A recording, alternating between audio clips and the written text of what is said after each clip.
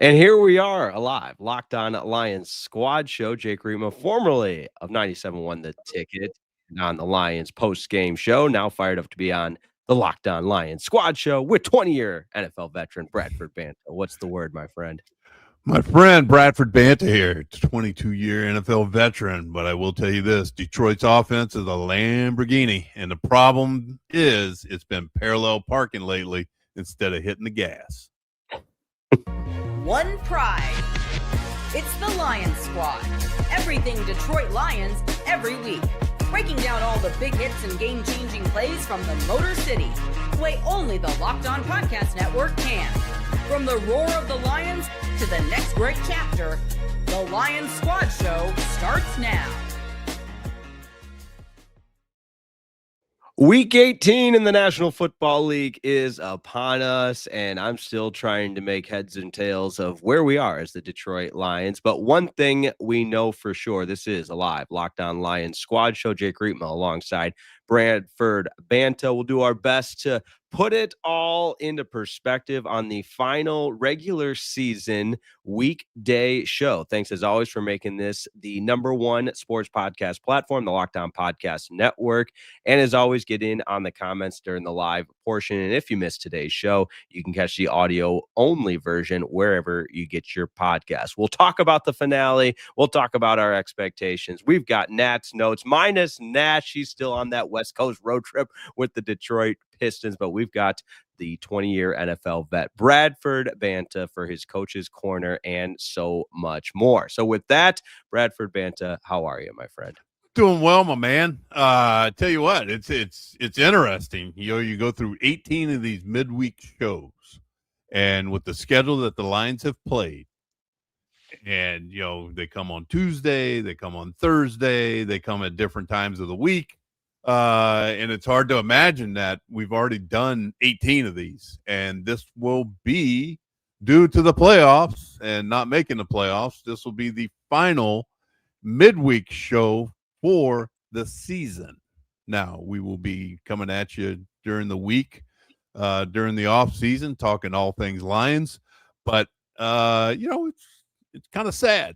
Kind of sad in a way that next week we're going to have to change our tune a little bit, and it's going to be talking about different subjects. So I'll be curious to see what we come up with. No doubt. I have no doubt that our creative juices will be flowing. And sometimes, you add Nat in there, the rose between the two thorns, and then it just sometimes we can go off the rails and the guardrails won't be up to stop us. So look out. But I did have the thought. I was on an airplane this morning collecting my thoughts before this last regular season show of just kind of how we got here. And, on one side of my brain using the fan side, on one side of my brain trying to use the player side, and then somewhere in between. But from a fan's perspective, I just got so spoiled the last 2 years with how making it appear effortless, and it's not that, we know that, but how steady and how smooth the regular season had been, even with the normal ebbs and flows of injuries and adversity and everything you see.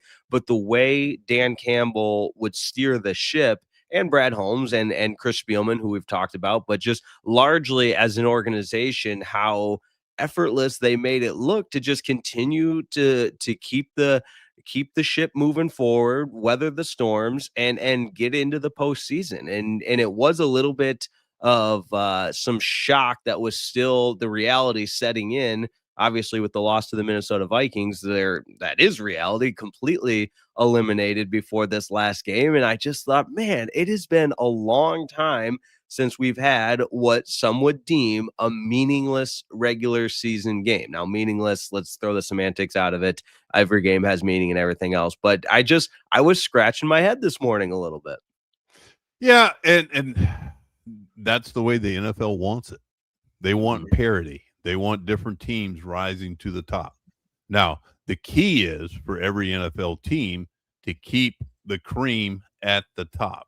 And how do you do that? You kind of churn the roster a little bit, churn that roster. And, we've been fortunate with the core group of players that the Detroit Lions have had over the last 4 years that they have been able to produce winning teams and produce winning records.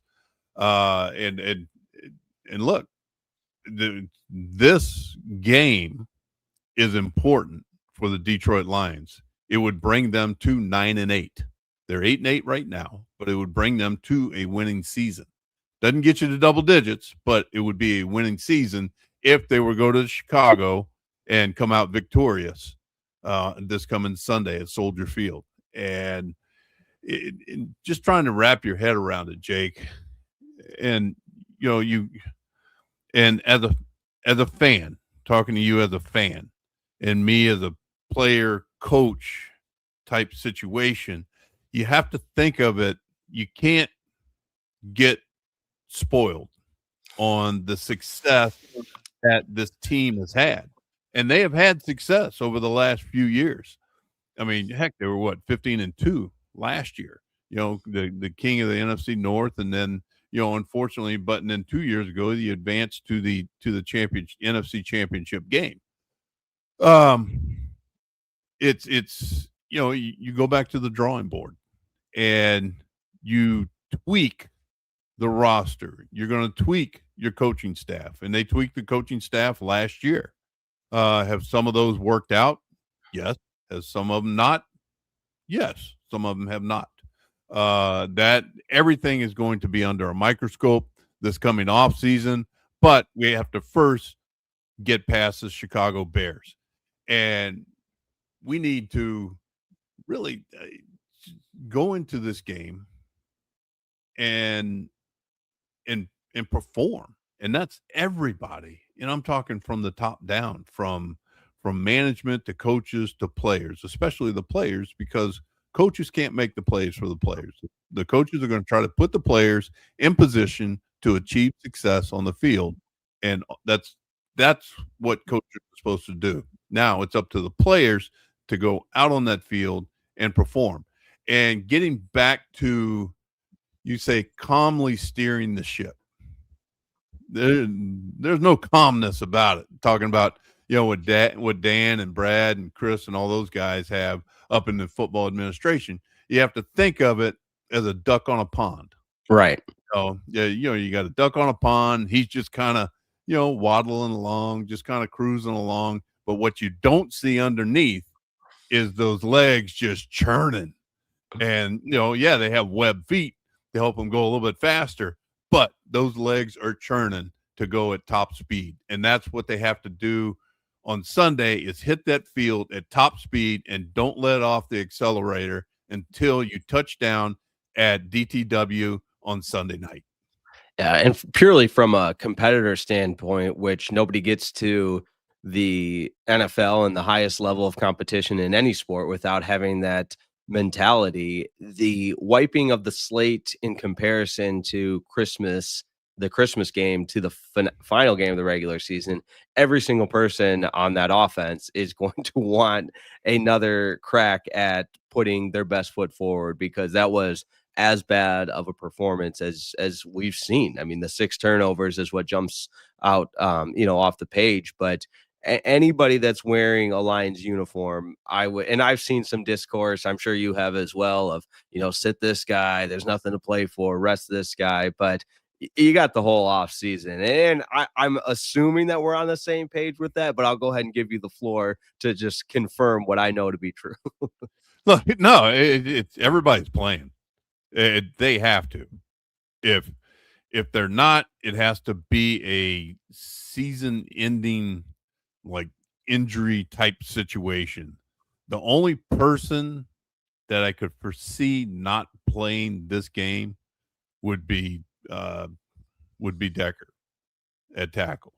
I mean, he's been held together by tape and glue pretty much all season, and I'll be curious to see what happens with him at the end of the season if they decide to move on. And I am not aware of his, of all his injuries. I know there's a shoulder, but what else is going on inside of Decker's body? So it'll be interesting to see. And, you got to take this season and you have to learn from it.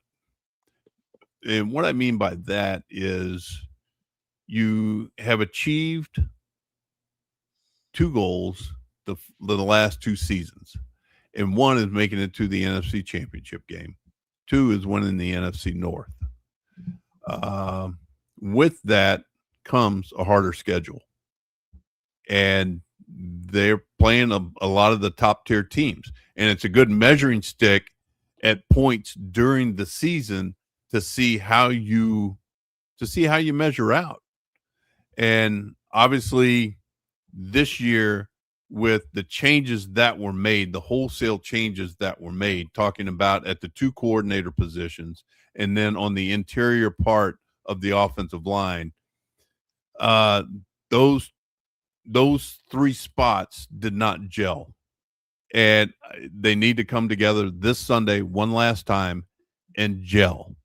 And both coordinators need to call a whale of a game, meaning Dan and Shep.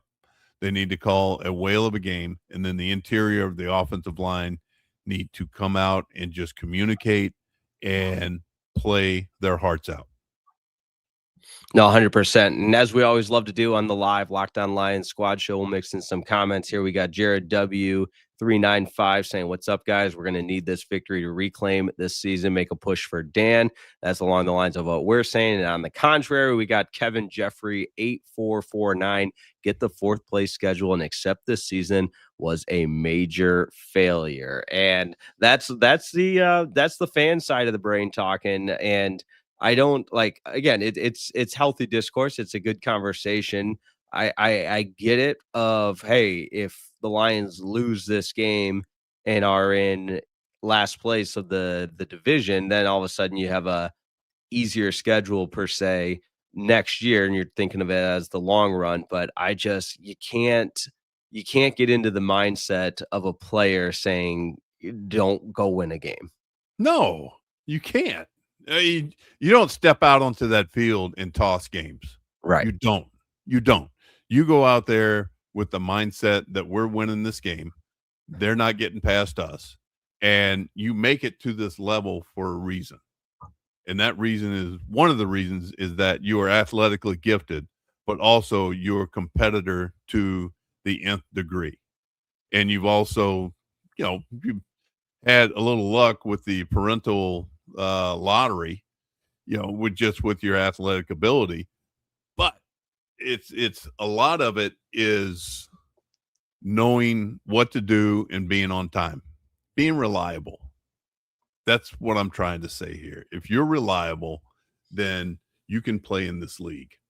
And it's fun to watch these guys, win, lose, either or. It's fun to watch the guys. What do they learn? What do they take from the film from the previous week, whether it be mental or physical, and apply it to getting better the next week? That's what I am looking for in a week in, week out basis.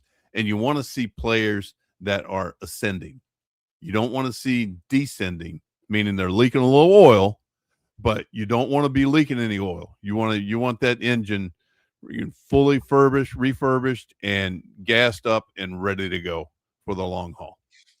Absolutely. We'll dive into Nat's notes when we come back. Without Nat, we miss her, but she is doing the Detroit Pistons sideline reporting, which is a pretty cool gig as well. So that's coming up next. We'll look at the Bears injuries, the Lions injuries, and what this Week 18 game has in store. Don't go anywhere. The live Locked On Lions squad show rolls along in just a second. Hey, this episode of the Locked On Lions squad show is brought to you by Gusto. Let's be real. No one starts a business for the joy of calculating taxes and withholdings and managing payroll spreadsheets, but that's where Gusto comes in to take the stress out of payroll, benefits, and HR so you can focus on running your business and supporting your team. Gusto is the all-in-one, remote-friendly payroll and HR platform that makes managing your team simple, transparent, and fast. Whether you're hiring, onboarding, or paying employees, Gusto helps you do it all from one place without the hassle or hidden fees. Unlimited payroll runs for one monthly price, which means no surprise charges at the end of the month. Gusto's automated tools like offer letters, onboarding materials, and direct deposits save you hours every single week. And knowing you can reach certified HR experts anytime gives you real peace of mind. Try Gusto today at gusto.com/LockedOnNFL and get 3 months free when you run your first payroll. That's right. Three months of free payroll at gusto.com/LockedOnNFL, gusto.com/LockedOnNFL. One more time, that's gusto.com/LockedOnNFL.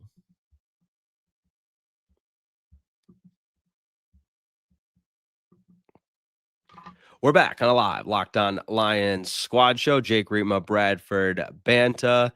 Looking forward to Nat joining us the next time as the Lions get set for the Chicago Bears in a Week 18 matchup. Normally the point of the program where we dive into Nat's notes, but fortunately Bradford and myself have come up with the notes minus Nat, so they're just notes today. How about that? Sounds like a plan. But I tell you what, we got to do it with a lot of gusto. How about that? Yeah. How about that? Yeah, you like that? That's a new one on there, Yeah, huh? I know it is. So we Busting got to out call all it the out. Yeah, busting out all the stops on Week 18. Who knew? Okay.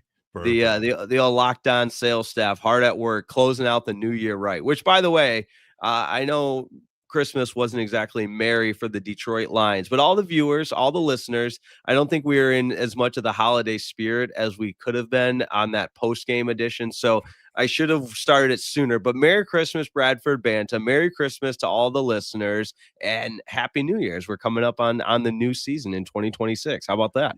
Yeah, no, I think it's going to be great. I'm looking forward to the new year. And it's it brings promise, it brings hope. It's what you plan for, it's what you make happen.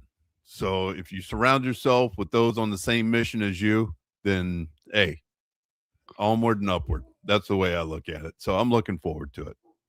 I love it. I love it. Let's dive into some of these notes here. I saw the Bears play Sunday Night Football at Levi Stadium against the San Francisco 49ers. What a shootout that was.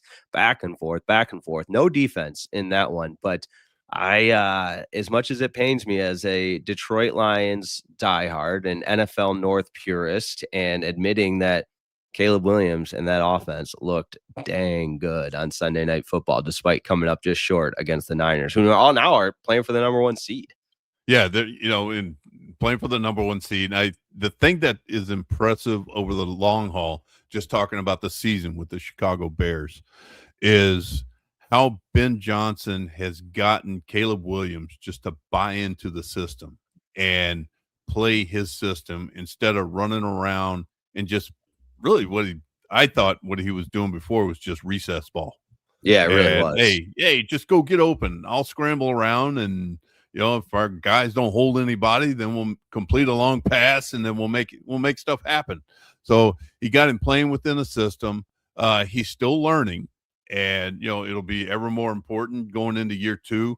It'll be his second year into the system, and you're going to look for marked improvement, and that's going to be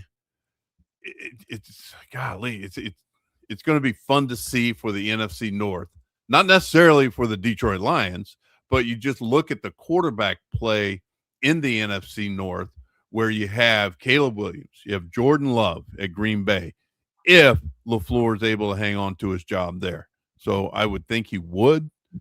He's had success up there, but he's still, we got to have success in the playoffs with the Green Bay Packers, and then JJ up McCarthy, not Jefferson. McCarthy has to stay healthy. And he's still a project up in Minnesota, and I was fortunate enough to be with him at Michigan, and I know the things that he can do. And he is another productive quarterback, but he's just got to kick the injury bug, so to speak. So we'll see if he bounces back and plays this weekend. For sure. In that Sunday night game for the Bears, Rome Doomsday, the wide receiver, did not play, but that didn't stop Caleb Williams for throwing for 330 yards. And Luther Burden kind of emerged. Remember that was the first round pick out of Missouri. He had 8 receptions for 138 yards and the touchdown. And then a guy that you and I both know from covering the University of Michigan, Colston Loveland, continues to have really productive rookie season. And some of our friends in the podcasting space over at the CHGO Bears show that I go on the All City Network, I from time to time would go on there and run my mouth as I do, and we have some good friendly banter. And I said, hey, I love the Ben Johnson hire, but I don't know about this Colston Loveland first round pick. And well, where Jake was wrong, he has proved me wrong, because what a productive rookie season he's had. He's been. You could see it whenever he was at Michigan. You talk about just a talented athlete at the tight end position, and you have a 1-2 punch with he and Cole Kmet, which is another locked on broadcaster, Jeff Scanina. It's his nephew, and Jeff still lives up he splits time between the Chicago and the Florida area, but Jeff has brought in. I've been on a couple of shows where Jeff has talked about him, and that is what Ben Johnson's offense thrives in that 2 tight end, 1-2 punch, and just working the ball down the field, and then taking a Doomsday and taking a deep shot with him.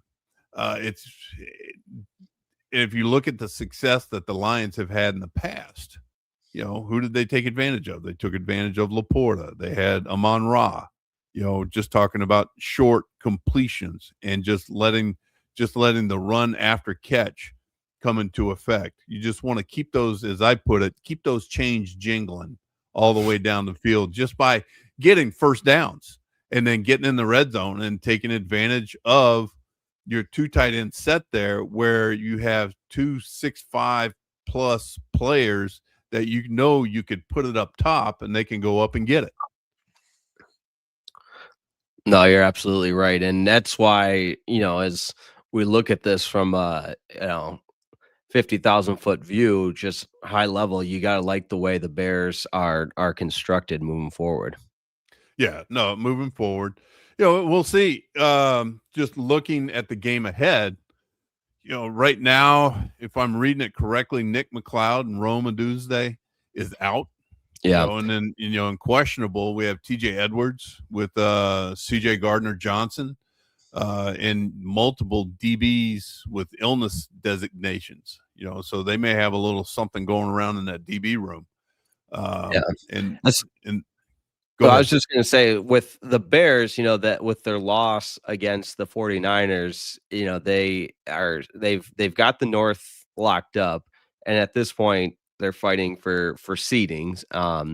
And given the playoff picture with the number 1 seed in the first, they can't get the number 1 seed of the first round bye with San Francisco and the Seahawks playing for that, and then the Rams losing Monday night puts them at the same record. So I believe the Bears can still jump ahead to host a first round game, because then you factor in Philadelphia as well with the winner of the East there. So still plenty to play for the Bears. On the Lions side, Dan Campbell did say, commented on Amon-Ra St. Brown, saying, he's banged up and whatnot day to day. I think the day to day is the catchphrase there, the one that's the wide net that covers it all, the day to day.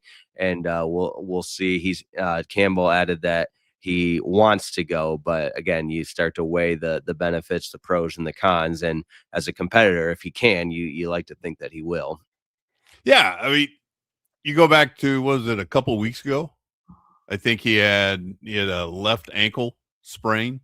Yeah. And then he comes out and sets the world on fire, catching the ball and running. The Cowboys, yeah. Yeah. So it was fun to see. And, so I look for him to play. That's me. So that's, I look for him to play. I look for him to excel. You want to see that look in his eye at the beginning of the game, and just make sure he's locked in.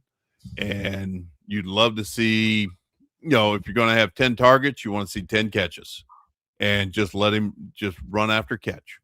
So get the yak yards up. And that's going to be important for the Lions. And I'm still going to say it. I just wish they would use Montgomery in the backfield and put Gibbs out and let him run some slot routes and just see what they can get going there. Let Gibbs do a little bit of blocking.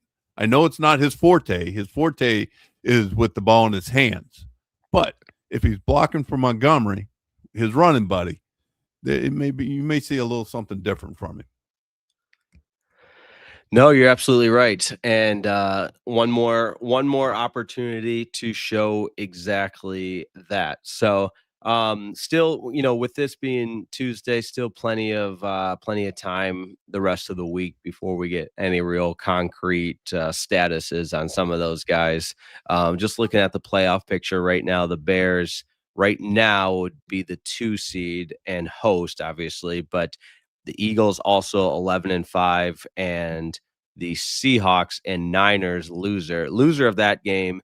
The Niners at 12-4. If they lose that game, obviously would fall to 12-5. So it would be the same with the Bears, but they'd have the tiebreaker there since they beat the Bears. And then so the Rams also at 11-5. Basically the Bears could be anything from a 2 seed to, it looks like, the 6th seed, because the Packers with the one tie there would fall below. So it's all over the place, which this time, like you said, that's what the NFL wants. Yeah, it's totally what the NFL wants. They want every game to mean something from week 1 all the way to week 18. And once you get into the playoffs, the volume gets turned up a couple notches. And then once you get to the Super Bowl, the volume's all the way up. So there's nothing more to play for except just winning that game. So with the playoffs approaching, it would behoove Chicago to have a home game. So their players are going to be playing. They still have something to play for. They don't want to go on the road for the first game. They want at least one home game this 2025 playoffs. For sure. We appreciate the ride or dies that are in the comment section on this live Locked On Lions squad show. Let's take a look at the coach's corner when we come back. Bradford Banta going to break it down, the X's and O's. This is the good stuff. This is the money segment. Don't go anywhere. It's the Locked On Lions squad show. This episode of the Locked On Lions Squad Show is brought to you by Prize Picks. All right, my friends, listen up and listen good. I know we're all starting new routines as the calendar turns to 2026, and there's nothing like the new routine of jumping into player projections for the first time. What do I mean by that? Well, let's try something new, because it can feel like a challenge at first, but with Prize Picks, it's always feels good to be right. With high-pressure football matchups every weekend and elite hoops action every night, the action never slows down, and Prize Picks lets you stay in control. Prize Picks is the daily fantasy app that makes watching sports even more exciting by letting you build lineups based on player projections. No drafts, no waiting, just pick more or less and play your way. Getting started on Prize Picks, it's quick, it's simple, and the app is super easy to navigate. It's made watching games more engaging, especially when following individual player performances. I love the flexibility with options like Flex Play, where you can still get paid even if one of your pick misses. And how about the early new payout feature? It's a game changer. If a player starts hot, you can cash out before the game ends. So download the Prize Picks app today. Use that code Locked On NFL to get $50 in lineups after you play your first $5 lineup. That's code Locked On NFL to get $50 in lineups after your first $5 lineup. Prize Picks, it's good to be right.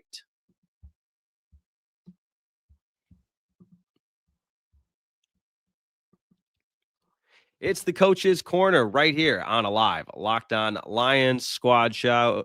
Wow, all over the place. Actually, you know what? It took a half hour before we had our first mishap live on the air because we had a little technology struggle getting going today, didn't we, Bradford Banta? We did. So just got to plug in the computer a certain way and just to get things working. I had it plugged in a different configuration. Now we got it all up and running, and here we are. And here we go, the Coach's Corner. I love it, breaking it down from an X's and O's standpoint.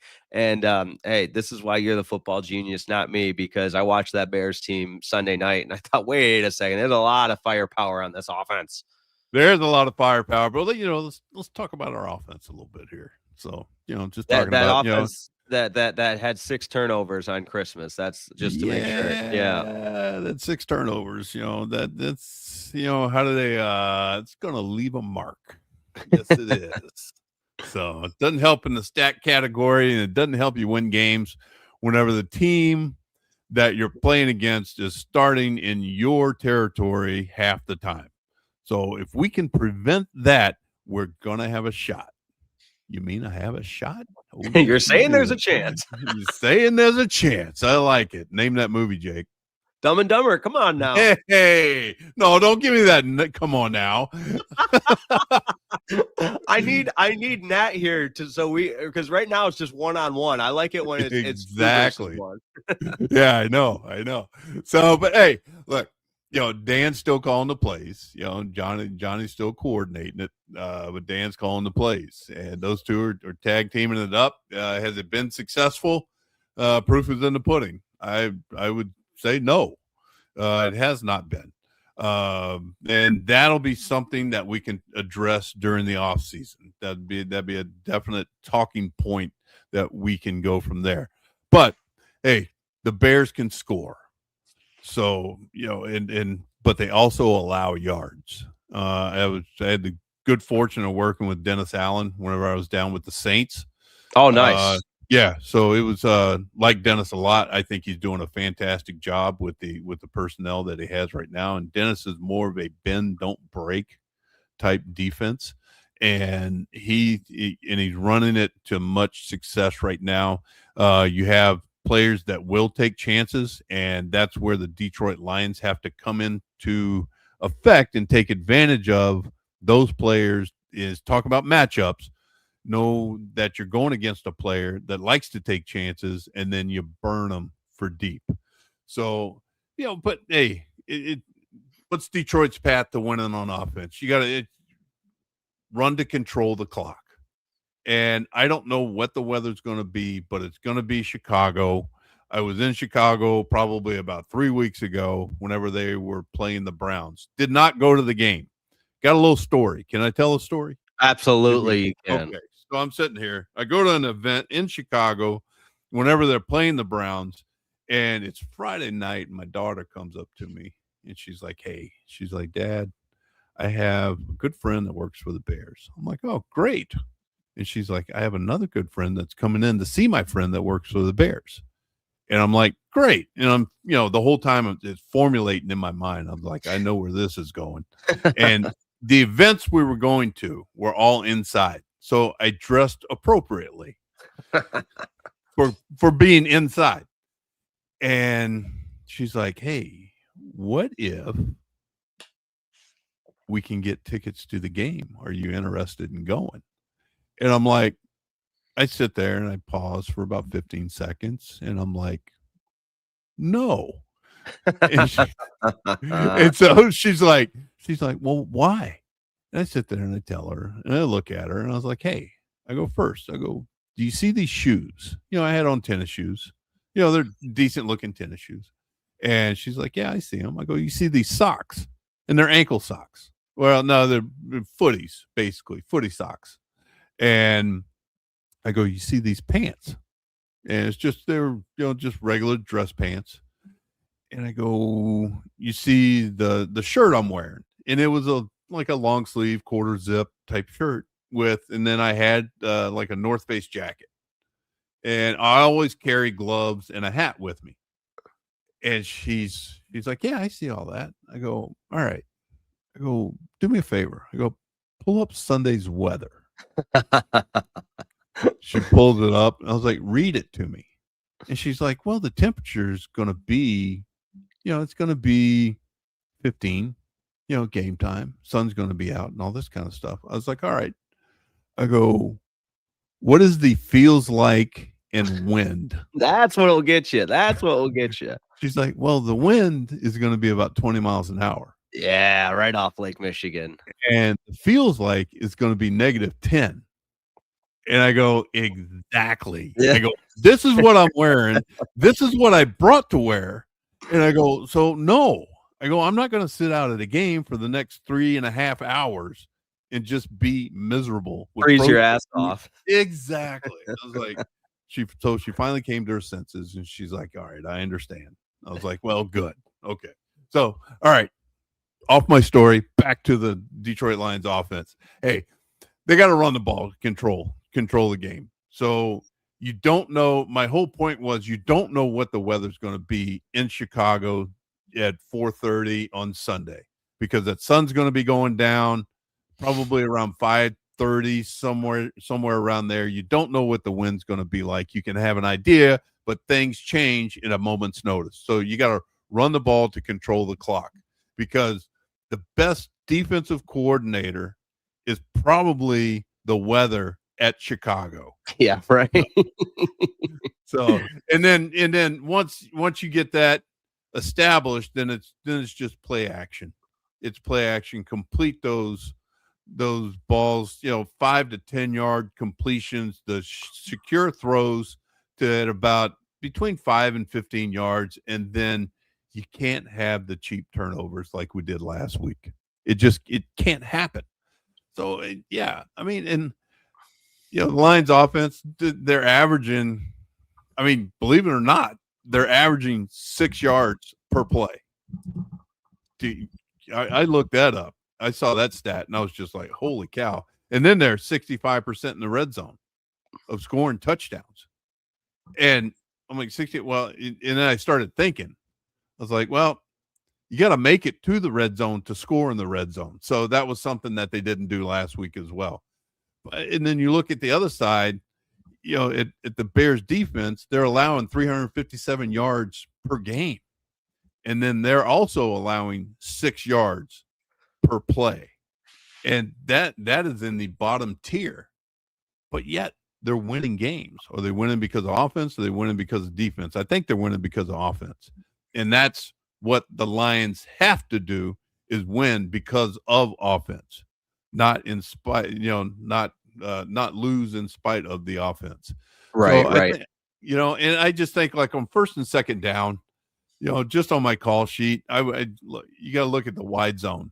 You want to attack them, and then you got to mix in. You're pulling guards, you're pulling tackles. You got to get Sewell out on the edge, pulling around the tight end. You go down and around with Sewell, lead him, have him leading up Gibbs, and just make sure you also have secured footwear there because you don't know what kind of surface you're going to get at Chicago this time of year.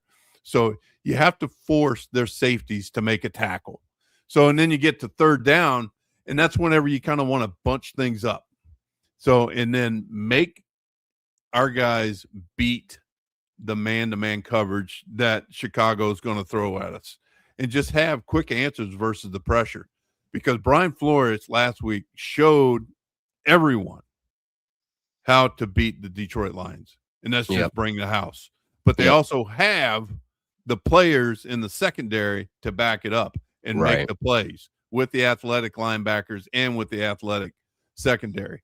And then, weather permitting, you take those shot plays off the play action looks.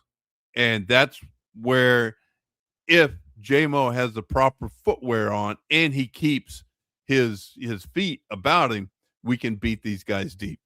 So, I did real quick. I did go back, and I know historical data at this point in the season from last year is totally a wash, but I do remember this game from last year at Soldier Field for a coming out party for both J-Mo, and at that time Goff was, and he still gets the, indoor can't play outside. And and he whipped the ball around the yard for 3 touchdowns. That deep bomb to J-Mo where he put it right in stride. J-Mo had 143 yards receiving and a score in that game. And again, I don't say that of oh, they did it last year, they can do it this year type of thing. Just for one data point that, hey, this was a stadium last year where we saw what Goff can do. We saw the big play, explosive side of Jameson Williams, and it would be nice to see that again. That's all I'm saying. Yeah, it would be nice to see it again, and just keeping Goff upright. That's going to be it's going to be key. But I honestly think that footwear is going to be very important this game. And it's not, if I'm Dan, I would just mandate long cleats. And I don't care what you're comfortable with, you're wearing long cleats. I've been through it before as a coach. I've been through it before as a player. We were playing whenever we played TCU in the Fiesta Bowl out in Glendale at Arizona Cardinal Stadium. That's right. Michigan was slipping all over the place, right? Yeah, we were slipping all over the place. I had called a couple buddies of mine that had coached there, and I asked them, I was like, hey, what type of footwear? And they're like, what time are you playing? And I said, obviously beginning New Year, and it's going to be a night game. He's like, long cleats, long cleats, long cleats. I was like, okay. And so I relayed the information. And I honestly felt like we should have mandated that our players wear the long cleats, and we did not mandate it. And I felt like that was one of the reasons that, the game was lost. And, was it the reason? No, it wasn't the reason. We had a couple foo bars that happened in that game, and some stuff didn't go our way, but at the end of the day, we lost the game. And for something as simple as just securing your footwear, it's just so simple. Just put these cleats on. I don't care if you're comfortable or not. So go put some, run down to the local drugstore and get some gel inserts or something if you want to be comfortable. But I want you wearing these long cleats because I want you to stay upright the entire game. So all right. So what's Calvin Shepard going to do? Calvin's going to, it's been inconsistent throughout the year, but he did keep the yardage down, and it was the turnovers on offense that killed us. So what we have to do to defend the Bears is we have to win on first down. That's what the Lions have to end up doing. We have to force longer down situations so you can heat up the protection looks and force Williams and keep him contained between the tackles, reduce the running lanes that he has. And we have to be able to get home with 4-man pressures, which we have not been able to do this year. How do you show that? Well, you can give them simulated pressures. You can mug the looks, and that way you're making the quarterback declare. So, now, and then when you say mug the looks, making the quarterback declare, what are you talking just for our audience? So just to kind of paint the picture of what that looks like. So we're talking about mugging the looks. That means if you're playing man to man, you're going to be up in that receiver's face.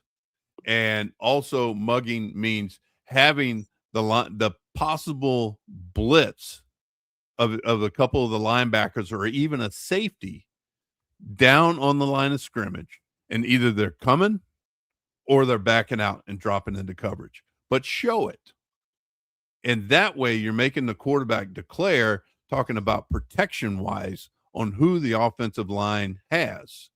And that way you could possibly free up an individual to pressure Caleb Williams as he's dropping back to pass. Right. The element of disguising in the sense that he has to declare one way or the other, and a lot of that's pre-snap, right? Yeah. Oh, it's all pre-snap. So that's where you set the protection.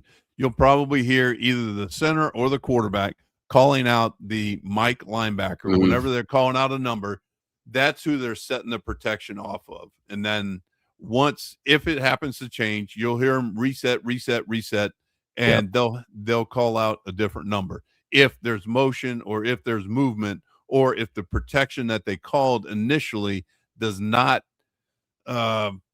behoove you to run, they want to reset the protection, call out a new mic, and then change the protection.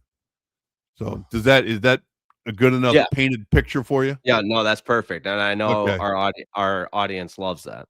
Yeah, I just, and believe me, it's not paint by numbers. I know that much. So it's a lot of adjusting on the fly.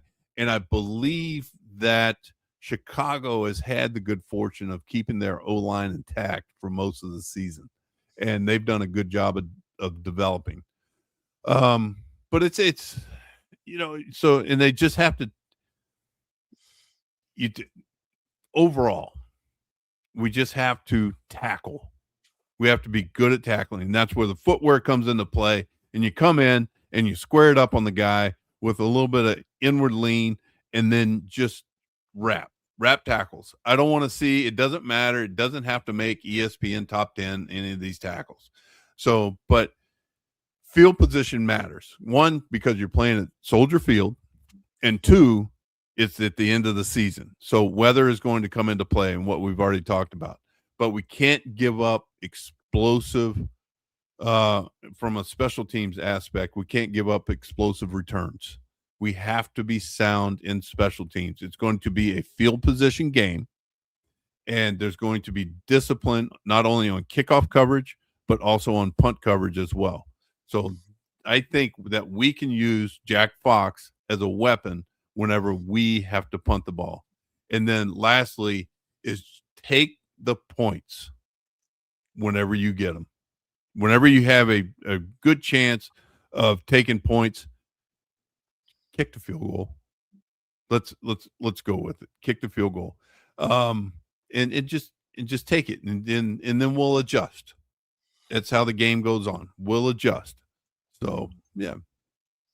I love it. That's the Coach's Corner with Bradford Banta. We got one more segment left. We'll tie a bow on this. The final regular season midweek show before our final post-game show, but don't worry, it's just turning the page into the off season before one more game. So don't go anywhere. The Locked On Lions Squad show rolls along in just a second. I told you it'd be just a second. Don't you guys worry. We're back with you, Jake Riepma, Bradford Banta. Final regular season game, week 18. Lions on the road in Chicago, taking on the Bears, Soldier Field. Nothing like a January Sunday 4:30 game, later window. So just add to it. It's going to be that much colder. But hey, one more opportunity for the Lions to go out there, fly around with this group. And I've I don't think this particular player was the first person to coin this phrase, but I heard Dak Prescott before their Christmas game against the Commanders say, "Hey, this is the last time we get this opportunity with this specific group, and you can't cheat the game. You only get so many opportunities, and nobody knows when it's their last opportunity to go out there and fly around for 60 minutes and anything less than, and I know I'm preaching right now, but I just thought Dak Prescott's comments of not cheating the game is just a really simple way to put it. No, it's a great way to put it. And I'll give you a prime example is Notre Dame. Oh, yeah. Don't even get me going on that. No, I tell you, you're talking about don't cheat in the game. Well, you know what? Hey, look, I know I went to SC and I'm a little bit biased, but at the same time, I felt like they cheated, and you can say the players voted on it and they said they didn't want to go to a bowl game. Well, all I know is that the BYU coach looked like he enjoyed that Pop-Tart pretty good at the end of the game. So, yeah. And we could have seen Marcus Freeman doing the same thing. But you don't know. Yeah, I mean, this is going to be the last time that the Lions are going to suit up for the 2025 season. Who's going to be back? Nobody knows. Do we have an idea of some of the players that are going to be back? Yes, we do. But you can't cheat the game, Jake. It's so aptly put. You're out there, you're playing, and you're giving it your all. And if you give it your all, good things are going to happen. So just go play. Just go play to win and give it your all. Absolutely, absolutely. And based on everything we've discussed and everything we've observed, and you yourself being a part of the organization and involved with a lot of the guys that currently are still a part of the organization, that's the message this week from Dan Campbell, in more words or less. Yeah, Dan. The beauty about Dan is Dan has always been honest with the players, and that's what the players respect the most out of him, because Dan's been there as a player. He's been through the ringer as a coach, and now he's had a chance to head his own team, in which he's done a fantastic job of. This is the hard part, where you're not going to be playing for the playoffs, but you're going out there to win, and it's a chance to end the season with a decent taste in your mouth, meaning that you won the final game, that you can go back and look at that film as opposed to the previous 3 weeks, and you're just like, bleh. So you don't want that feeling. You want a good taste in your mouth as you head into the off season, and just start building off of that. For sure, for sure. And I know this is looking back, and it's totally a moot point. And I just, for seeing the way the Ravens beat up on the Packers, the Niners beat the Bears, and it doesn't matter because the Lions didn't uphold their end of the bargain. But I had that thought of, man, very rarely do you quote unquote get the help you need and everything goes right. And this, over the weekend, this past weekend, it did. So hey, more fuel to the fire. Not that this team needs any, but that off season wake up call, that off season pep in the step, whatever cliche you want to use, based on the way this season has gone, that's going to be ever so present with the core group here for the Lions. Yeah, I mean, I'd say going into this offseason, there's no pep in the step. So it's just nose to the grindstone, and let's get to work. Let's go prove everybody wrong who is doubting us at this point in time. Let's go finish the season with the players that we have, and let's go make something happen on Sunday at 4:30. There it is. Aptly put. And speaking of, I am and have had plans to be at Soldier Field for this one with the Chicago crew. So I'll be repping the Jared Goff jersey and all my Lions stuff and all my glory. I thought this game would have different stakes, obviously, but I'll be representing, have a trip to the Windy City. And based on the story you told earlier in this episode, I will be much more prepared with hat, gloves, warm socks, maybe some foot warmers, and definitely my big Nike Storm parka jacket. Maybe I'll put the Goff jersey over that so it look like I'm wearing shoulder pads. That was going to be one of my questions. Is the jersey going to be on, or is it going to be on your body, or is it going to be over your jacket? That was the question I had. Yeah, that is. We're still working on the game day fit, but that will be my whereabouts on Sunday, freezing my what off, or maybe not if I properly prepare to take on the January at Soldier Field. But this has been awesome, man. It's always a pleasure being on the air with you and with Nat. I know when she returns, and like I said, this is not a farewell show by any means. It's just the final regular season midweek show is all. That's it. Yeah. Hey, I got a question for you. Oh boy. So, all right. Yeah, I know. I want to get your perspective. One Lions player who needs a prove it game in week 18. Who you got? Ooh.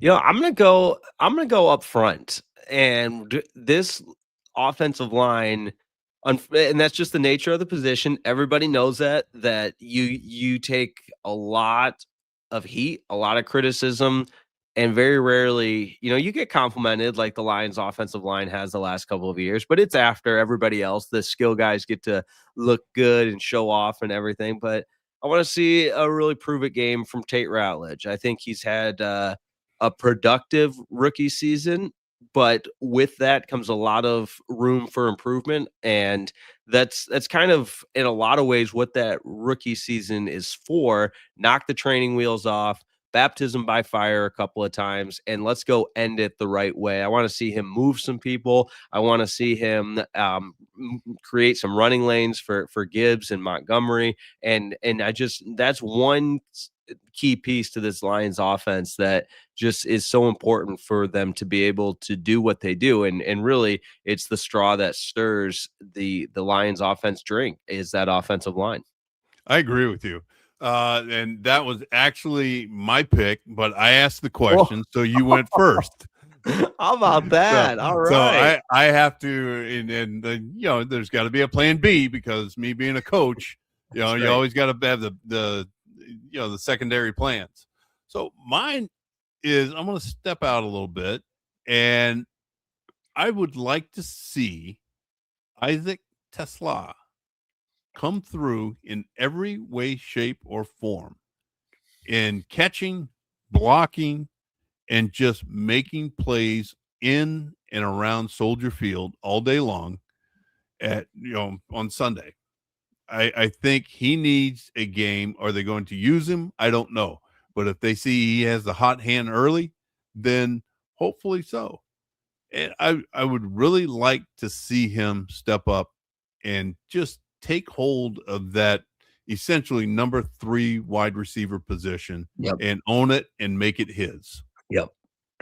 Beautiful. And when we were doing some of these preseason shows, that was such a fun topic of conversation, because obviously it's the preseason, but you were seeing him elevate his game and as that prominent go-to wide receiver. And I know it's the preseason, so please, comment section, don't light me up like a Christmas tree. I get it. It was the preseason, but we've seen little glimpses of it, and I want to see the full thing from Isaac Tesla. I think that's a great answer, my friend.